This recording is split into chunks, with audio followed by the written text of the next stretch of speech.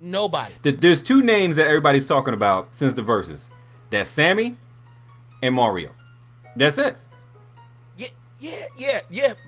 From a positive perspective. Yeah, that's what I'm saying. That's what I'm saying. Yeah.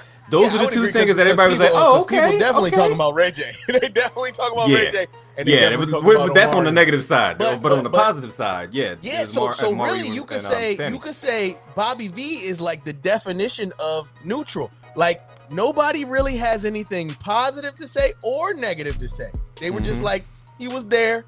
It was cool. Yeah. Pleasure P, they were like, he was there. I don't know why he had to grind on everything that moved, but he was grinding on every. That's probably the only negative I've heard about Pleasure P besides the falsetto. Some of his falsettos wasn't hitting, and he was literally just grabbing chicks as they walked by and grinding on them the whole time. But that's cool. So them two ended up in the middle. Everybody talking about Ray J and Mario. I mean, Ray J and Omarion were clearly the losers of the night. I'm so disappointed, man. I'm so disappointed. I've always been a big fan of B2K, Omarion, you know, and like you said, he got exposed. He really got exposed for him not being a great singer. But I guess he was always able to get that off because he had great videos. He always had great showmanship. He had great dance moves. But if you just put him in right, exactly. But if you put him in an arena where you had the vocal by vocal, song by song, whatever like that, you know, pound for pound, who's the best singer? Oh no, he got exposed. It was never. He never had a chance. If you literally put concrete on the microphone stand and said you can't move nowhere, you can't go nowhere, you got to stand here and sing. If he had to do that, Omarion was over from the jump. It was over. He might as well say, I don't need to be here. That ain't my game. That ain't my lane. I'm the dance I got to dance. I got to roll. I got to gyrate. I got to get watermelons and clowns. Like if I don't have, I'm an entertainer. I'm not a singer. He's not even joking, people. Yeah, you know what I'm saying? He's an entertainer, not a singer. And here's another thing. You said you're an Omarion fan, of which I am too. I won't go back and say was, because what you did is what you did. Right? Right. I'm not going to take away what the man did for 22 years. Right? Right. So I would say this about Omarion though. Have you gone back and listened to some of those songs that we used to like so much, but now with a critical ear, and you hear it? When you go back and listen to some of those songs, it's gonna make you look at them different. You say, actually, you know what? This wasn't a great vocal performance. It just was a great song. Right. And because it was such a great song, we kind of really didn't pay attention to the fact that it wasn't the greatest vocal performance. Right. Exactly. So then let's get to so we went through the pre-show dudes. We went through Omarion. Now let's get to Mario. First of all, hats off to Mario and his team. They did any artist that goes on Versus, Mario is now the benchmark. That is now what you need to be. That's your North Star. That's what you need to be looking at and trying to emulate. Exactly. He took full 100% advantage of this opportunity, and yesterday's price ain't today's price when it comes to Mario. Like I said, he took a situation where virtually nobody but his core fan base was checking for him at all, to where he's probably in Google searches all over the place, right? People are probably went on Spotify looking him up, trying to see if the new album was out yet. He's Jadakiss. He's generated buzz that he couldn't have generated in no other way. But with all of that being said, first and foremost, I heard at least five. I could count at least five. You gonna say his runs, right? 5 runs that gave me the stank face. 5 runs that had me like, ooh. And you a tough critic too, so if you was like that, then you know he must have been good, because you don't like nothing. It was at least 5 that had you. It was at least 5 that as soon as you heard it, your body reacted to it. It was like, ooh, like where it was like, if you looked at it from a battling sense, there was at least 5 runs that were the equivalent of like a Mike Tyson uppercut. Yeah. You know what I mean? Whereas, but you know what's interesting though about the whole scenario between Omarion and Mario is the fact that Omarion's got hits. Yes, he's got hits. You know what I'm saying? Like whether you want to talk about him in B2K or him by himself, he's got hit after hit after hit. I think pound for pound, he's the winner. If you want to talk about hits, he's crushing Mario. He's crushing Mario. Oh yeah, if you want to talk radio, about this on hits, yes. Yeah, he's crushing him. And look, I mean, and the numbers don't lie. He sells out tours, right? Right. Mario don't sell out no tours. Exactly. So, yeah. He's by far the more popular of the two. That's not even in dispute. Right. Now that might change now. but prior to a week ago, no one on this earth would have said Mario is more popular than Omarion or Mario has more hits. Nobody would have said that. To be quite honest, I thought Mario was at a disadvantage. But Mario had that trump card. Mario said, we got to do this live. Mm-hmm. And live is the great equalizer. Yes, it is. Yes, it is. The great equalizer. You will be exposed if you're not good. If you're not coming and bringing your A game, you will be exposed. Bruh. So Tarius, think about this. You are a singer, right? Yeah. We have been in the studio. You've been in the studio. I've been in the studio with you, but you've also been in the studio when I've been working with other artists. You've been in the studio when I was working with some of your former group members. All of that kind of stuff. So I'm gonna ask you this. I'm gonna expose a little bit of the studio magic right off the top. A little. Okay. All right. How many songs are not recorded the way that they're sang? And what I mean by that is, we all have been in a situation where we record a song or a verse line by line. Right. Mm-hmm. Where we will record the line and stop. Right. Then record the next line and stop. And then record the next line and stop. In the studio, you can do that. And that a lot of times will lead to a much better vocal performance, because what happens with a lot of singers, particularly new singers, they don't know how to get that air right and they're breathing right. Breathing is so important when it comes to singing, right? And there's there's certain note combinations or there's certain runs or things of that nature where it's like, yo, I can do that run, but I can't do that run after that phrase. Right. I got to do the phrase and then I can do the run, and then that way just overdub me doing the last word or two and then the run, and it comes out perfectly. But if you try to tell them sing the first verse in one take, I can tell y'all, I hate to expose this to the world, but America and the world, 95% of the songs that you hear on the radio, that verse wasn't recorded in one take. That verse was recorded in parts and pieces and line by line in a lot of different cases. Not a lot of people can do that, right? I guarantee you is a line by line type of singer. Whereas Mario, you could hear that some of them verses he could sing from start to finish with no breaks, with no gaps. Yeah, that is the difference. That is a singer. You actually heard Omarion actually get winded a couple times during his performance. I heard it. You know what I mean? Yeah, Mario didn't have those issues. Like, I don't know what, like you said, like I don't know what somebody gave him, what somebody did to him, whatever. Maybe he had some good loving the night before. I don't know what it was, but that dude, man, like, yo, he I would say damn near flawless performance, man. Yo, if that was supposed to be a battle, that was a murder that we all witnessed. That was not no battle. Omarion didn't, I mean, in my opinion, he didn't win a single round. You know how hard that is? I think you're right about that. 8 to 10 songs a piece. You couldn't get one. And let's be real, there was a couple times where Mario followed a Omarion hit record with an album cut. Yes. With an album cut. He was killing you with album cuts, bro. Right, because Mario don't have that many hits, or not as many as Omarion. Exactly. So it's almost like, and he probably did this too, like weeks before. You know, maybe even when it was first, maybe when they signed the dotted line that we was gonna be doing the verses, that's when he hit the ground running. He said, "Okay, I ain't got the hits, so what else I'm gonna do? I'm gonna get him with the vocals. I'm gonna get him with a little bit of I'm gonna sing. I'm gonna sing. I'm coming to play. I'm training. I'm doing this. I'm working for this win. You know what I mean?" And he worked every little advantage and look, clearly destroyed him. Yo, you know, that's the power. That's the power of being the underdog. When you're the underdog, you bring your A game because you don't have no choice.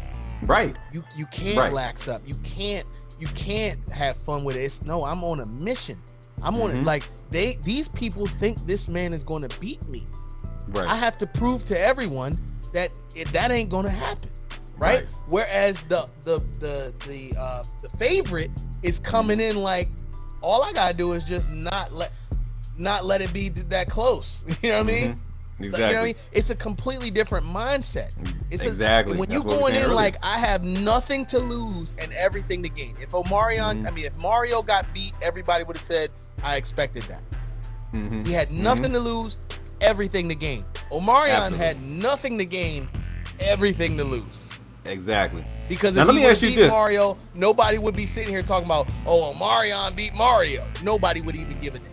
Right, exactly. So, do you feel like you being a true R&B connoisseur, like you love R&B, you know, all different types, you like gospel, all singing, all different types of singing. Yeah.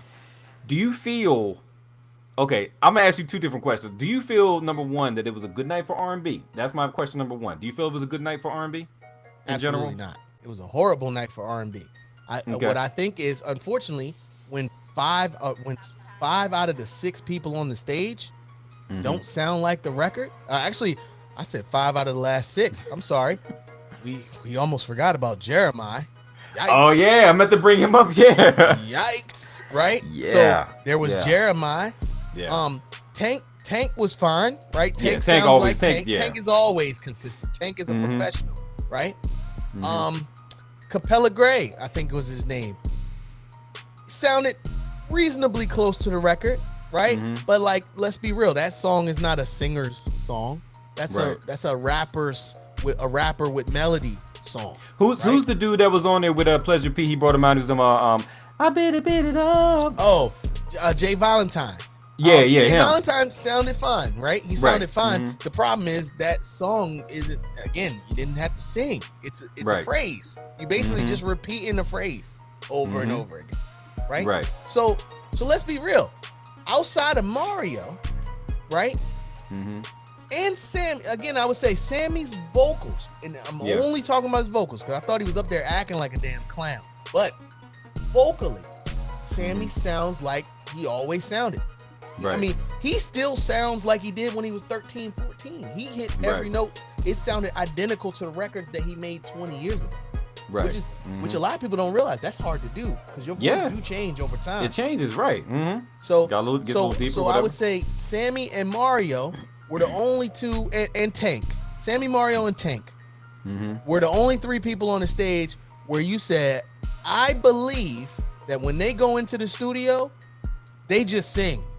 And the engineer don't do too much, and it come out. The engineer just puts the coat of wax on the top of the car, or put the cherry on top of the cake. But the cake is already baked when they get there. Exactly. Everyone else on the stage, everyone left with, damn, studio do a lot. Right. Studio changed a lot. Right. A lot of people. And so what they did was they peeled back the curtain on R&B, and they basically exposed the fact that, I hate to say it, 80%. I'm gonna go 80% of your favorite singers might not even be the best singer in their family. Right. Exactly. A damn sure ain't the best singer at their church. It's a lot of studio magic going on. Right. A lot of studio magic. And so when if you, maybe one day we're gonna have to do another show where we actually we need to create our top 10 list of artists. Right. And then a top 10 list of singers. And we're going to notice that it might be, there's not going to be a lot of overlap in that group. Because I'll give you a classic example. Jasmine Sullivan just got her first #1 record like last year. She been in the game like 10, 15 years. I don't think there's a person with ears that hears Jasmine Sullivan and will say that woman doesn't have a just God-given miraculous voice. She would, let's just say, if she was there, she'd have crushed everybody on that stage, including Mario, including Brandy. And Brandy is nice. Brandy is nice. Brandy is really Nobody nice. will. Brandy doesn't get enough credit vocally, but Brandy don't want it with Jasmine Sullivan though. Jasmine, she don't want it with. I got to give it to you on that. I got to give it to you on that. Yeah. She don't want it with. But Brandy can definitely hold her own. That's not taking nothing away from Brandy at all. Yeah. Because Brandy's a beast too. No doubt. So before you get to question number 2, I'm gonna give you a preview. There's another versus that I'm hearing about, and if it becomes real, I have a strong suspicion we're gonna end up seeing exactly what we just saw between Mario and Omarion on a different level, and that's the Jennifer Hudson versus Fantasia. Oh. And so listen, here's the thing. People will say, well, no, they can both sing. Jennifer Hudson absolutely can sing. No doubt. She can sing. Has a beautiful voice. Powerful voice. Yeah. Fantasia was born to sing. Fantasia was put on this earth to sing. And I'll tell you the difference. Jennifer Hudson, you give her a song, she can sing the song. She can sing the song beautifully, impeccably. Fantasia is the song. Fantasia don't need no words. Fantasia don't need no words. And if Fantasia kick her shoes off, game it's a wrap. Over. Game over. I can tell you right now, if Fantasia comes on that stage and she don't got no shoes on, Jennifer Hudson needs to put the mic down, pack her shit up, go back home. It's over with. Don't even embarrass yourself. Right. Fantasia's just one of those singers, man. Yeah. There's levels to this, and like there's people who are technically more accurate than Fantasia. But the difference between Fantasia and a lot of singers, you feel Fantasia's song. I was just getting ready to say that. You just feel it. Yeah. You just feel it. Like it ain't no. You're not hearing Fantasia sing. You are feeling Fantasia sing. You hear Jennifer Hudson sing. Right. Feel Fantasia sing. Yeah. And that's undeniable. Yeah. All right, so let's get ready to wrap this up. So what was the question? Okay. What was question 2 though? Okay, I think I was talking about I forgot the question. I said, do you think that because I'm gonna say this too, because I asked you if you felt like it was a good night for R&B. What he said, nah. I guess one of the things I took, and you're probably gonna be like, what the hell? But one of the things I took about it is that I kind of felt good about R&B in the sense that it was like, you don't see a lot of platforms. Everything is so hip hop, focused nowadays. It's like it was kind of nice to just see a bunch of cats just singing. You know what I mean? Even though not all of it was good, and I'm not talking about that. I'm just saying it was nice to just have a bunch of cats just, everybody was just singing. You know what I'm saying? So as a singer, I appreciated that part of it. So it kind of made me appreciate the art. A little bit more like, oh man, like, it kind of hyped me up a little bit. Like, yeah, man, I need to get back and start doing some stuff. You know what I mean? That part of it. I'm not talking about, who did good, who do bad. I'm talking about just the art of singing. It kind of made me feel good about the art of singing. So it did that for me. But I like, what did it do anything for you? So it did do something for me. So here's my take on Versus. I think Versus is a phenomenal platform. I think. Like anything, one of the things that most artists need more than anything is exposure, right? Right. And it gives you that. It gives you a great platform for that, a welcoming environment. Here's where that gets a little dangerous, though, and I'm interested to hear your take on this. Okay. The music and the singing is not the only thing that I feel is getting exposed. I feel like we're getting exposure to how some of these artists are as people, right? So I'm glad you said that. You know what I mean? I wanted to touch on that. Bobby V comes across a lot more cocky and arrogant than his records make him come across to me, right? Sammy came across way more like I'm a hood nigga. I got something to prove. That's how I feel, right? Yeah. Ray J. He said he was tired of being quiet. I don't know what that's all about. He said he was tired of being quiet about something, maybe it's the stigma of being everybody knows that's a dangerous game. When you try to expose somebody else, you inadvertently have to expose yourself. And a lot of people don't really think about that. They think, I'm gonna get them. It's like, yeah, but you basically showing everybody that you're vindictive. You basically showing everybody that you bitter. You basically showing everybody that you jealous, right? You exposing parts of yourself in your effort to try to expose that other person. But how many verses have we seen where the artist is inordinately late, right? Yes. Unapologetically late, right? Yes. How many verses have we seen where they're clearly intoxicated and inebriated?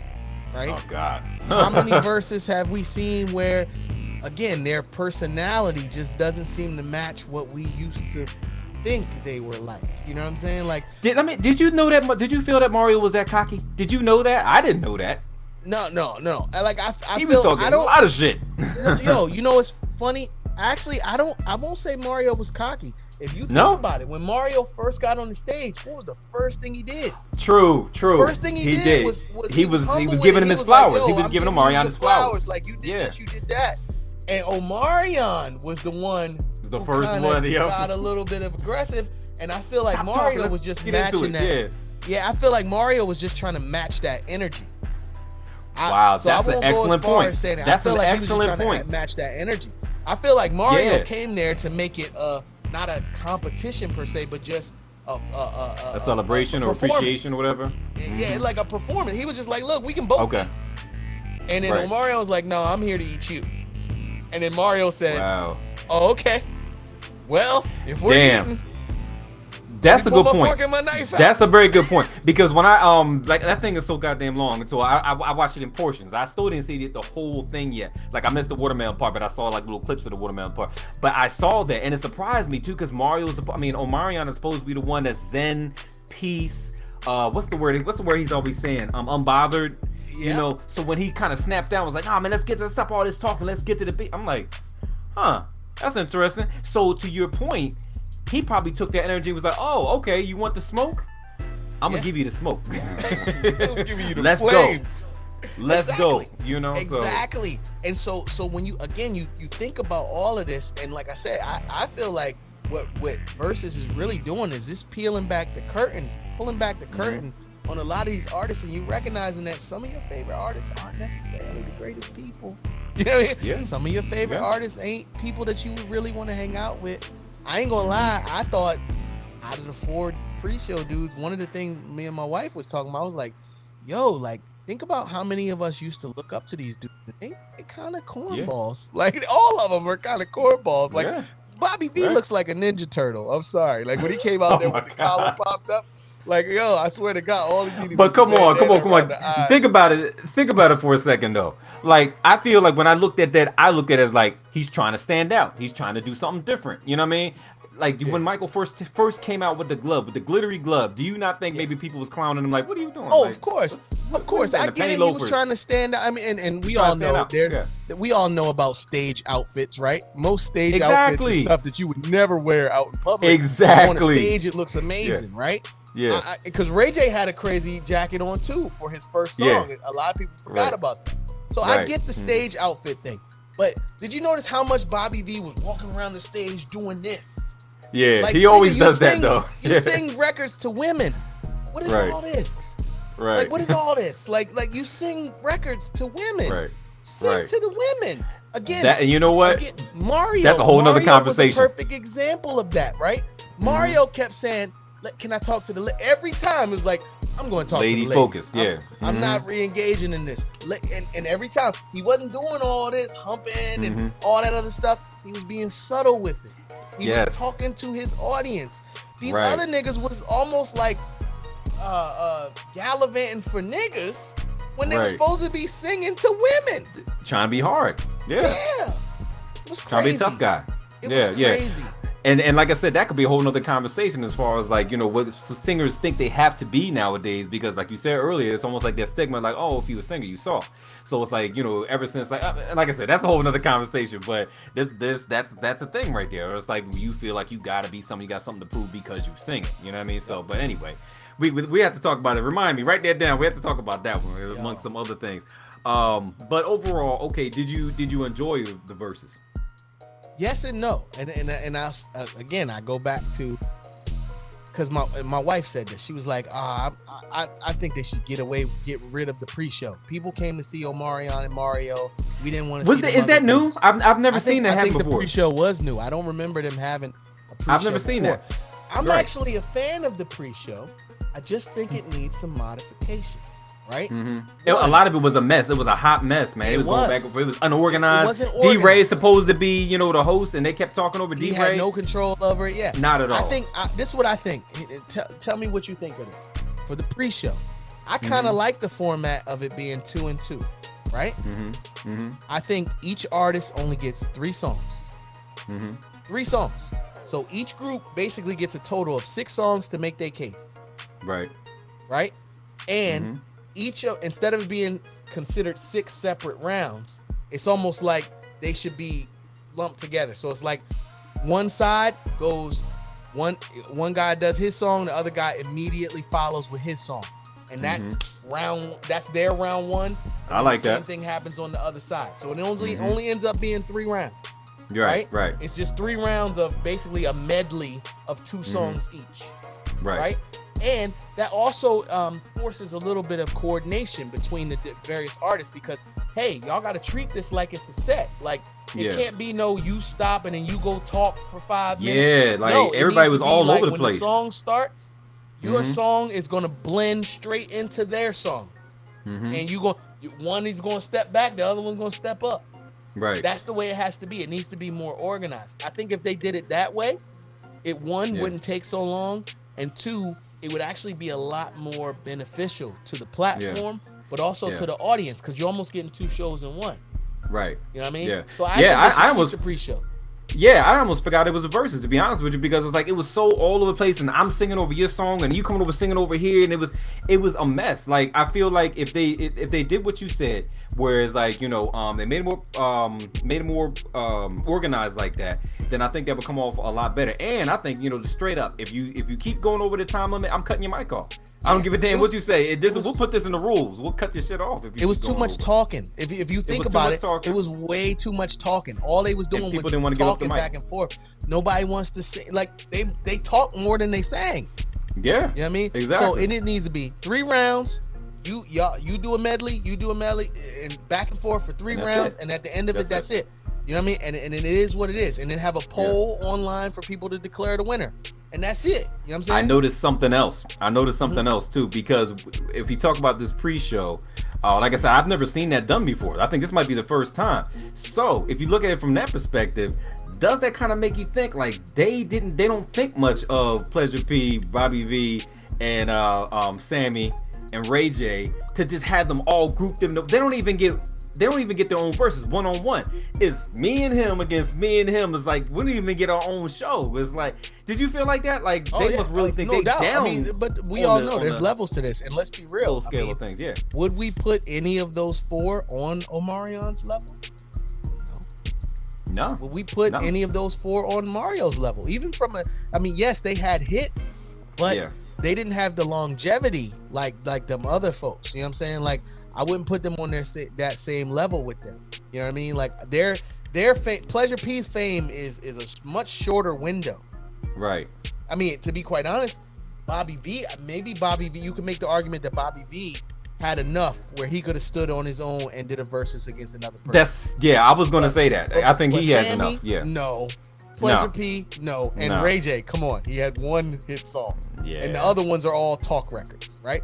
So I got a question for you, because I know we're running up on time, but I got to get this question out. Okay. And I know who I want to see. Give me 1 versus that you would like to see. That's easy. And I seen him talk about it just recently too, because he's on the talk show circuit right now. Chris Brown and Usher. I've been waiting to see that. I'm with you. I don't know that will ever happen, only because I feel like they are both ridiculously expensive, and it would have to be like a pay-per-view versus for that to happen. Like, wow. It's going because they're that big, that level. Yeah, I feel like they would be on a completely different level than any of the previous verses. You know what I mean? Okay. Like, so, but I would love to see it. Now, out of those 2, who do you think? Who do you think is the better performer, and who do you think is the better singer? Man, that's a good question. That's a really good question, because both of them are nasty on the mic. Both of them are. Chris Brown got nasty runs, crazy runs. Usher got crazy. I heard Usher do some crazy shit too. Oh yeah, dancing. But listen. Think about this one thing though, and when I say this, you're going to know which one uses more auto tune. Chris Brown all day, right? You can hear it on the records, right? Not saying that Chris Brown can't sing. We all know Chris Brown can sing, Right. But Usher, I feel, has the more natural voice. Yeah. Right? Like, Facts. I feel like Facts. if they just got to stand there and sing, no Mm-hmm. auto-tune, no moving around. Usher killing him. Usher's killing him. I don't care what nobody say. I don't care what nobody say. Usher's going to murder him. Now, when it get to the dancing and the whole package, I feel like Chris is a little younger, and Chris got the edge. He gonna there. get him. He gonna get him. Yeah. But if they gotta just stay, if we put the mic stand in concrete, right, and there's no moving, you just gotta stand here and sing. I'm going with Usher all day. But I'm gonna hit you with a I'm gonna hit you with a verses. I'm gonna hit you with a verses and see what you think. I want to see this, and I think they could pull this off. Okay. Tank. Versus Tyrese. Wow. You know what? For some reason, I thought you was gonna say Jamie Foxx. The reason why I want to see Tank versus Tyrese is, remember the TGT beat. Yeah. Remember TGT broke up because Tyrese like kind of went egomaniac on him. Yeah. And was feeling like he was bigger than the two of them. Right. So I want them to settle who was the king of TGT? Who was the real king of TGT? That's actually a good one. That's a good one. I want to see that. Because I think they're kind of evenly matched, you know, as far as like hits and stuff like that. I think they're kind of evenly matched. Yeah. Songs, they're evenly matched. And vocally, Tyrese, everybody knows Tyrese can blow. Everybody knows Tank can blow. They got two different styles, but yeah, they both real good singers. Yeah. And you know they're going to be talking shit because, again, they got that beef because of the TGT days. Like, I think that would be a great verse. If Versus is listening, Tank versus TGT, I will absolutely be watching. Tank versus Tyrese. Tank versus Tyrese. I will absolutely. The TGT reunion. Tank versus Tyrese. Yeah, I will definitely be watching that. And then, and then the other, I'll tell you the other verses that I think everybody would want to see. But I put this on the Chris Brown Usher level of expensive. Cardi B versus Nicki Minaj. I don't know if that would be all that expensive. Not like I don't know if they'd Chris be Brown as expensive as Chris Brown and Usher because they got to bring their full bands. Like, you can't just have the Versus band up there. No, I want you to bring your boys. I'm bringing my boys, and we gonna have a full out war on this stage. Right. Cardi B versus Nicki. I agree. It's not gonna be although Cardi B is expensive. Cardi is expensive. Nicki might not be as expensive as she used to be. But Cardi. But I don't think it's like unreasonable to get them to. I don't. Cardi versus they need Nicki, to do that. That would definitely sell out quickly.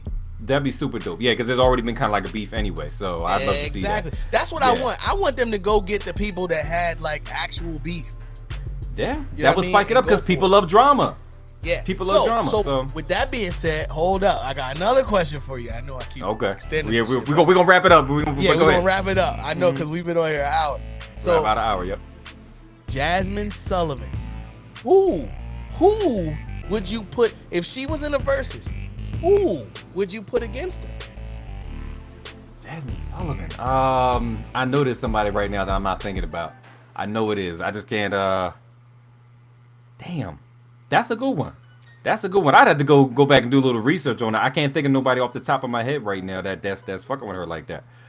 So there's only one person I think. No, actually, there's only two people I can think of that could probably give her a run for her money. Who? One is. Oh my God, what is her name? She keep having babies. Light skin. Oh, the name. Kiki Wyatt. Oh, yeah. Kiki's nice. Kiki is nice. Kiki is nice. Mm-hmm. So, and again, we talking about that would be a battle of pure vocals. Because the songs, I feel like Jasmine has more hit records than Kiki Wyatt. I don't think anybody would debate that, right? Right. But I'm talking about note for note, run for run, singing for singing. Right. Kiki Wyatt and Jasmine Sullivan. Oh, I'd watch that all day. Yeah. Another person that I could say that I could hear giving her a little bit of trouble, not beating her, but at least making it interesting. Kelly Price. Yeah. That might have been who I was thinking about too, because Kelly Price she's nice. She's definitely nice. That's what I was But when it comes to just pure singers, there's not a lot of people. That list of people that could go blow for blow with Jasmine Sullivan is very small. What about if you had Fantasia against? What if you had Fantasia against Jasmine? Oh man, that's rough because again, Fantasia now the stage is flipped. Fantasia has more hits than Jasmine Sullivan. True. Right. But see, again, that's that whole thing. Well, look, what are we talking about here? We talking about like hits, or we talking about vocal ability? Yo, if we talk about vocal ability, I still think pure voice, Jasmine Sullivan can outsing Fantasia every day of the week. Yeah. I mean, because when you talk about verses, what's it always been? It's always been about who's got more hits or who's got the greater hits. It has, and that's the key, it's right? Changing, I feel like that's another thing that they could do that could enhance verses, right? There should be themes, right? Like it shouldn't just be hits. It should be some shows. It's like, yo, this is the battle of the voice. Like this is the battle of the voices.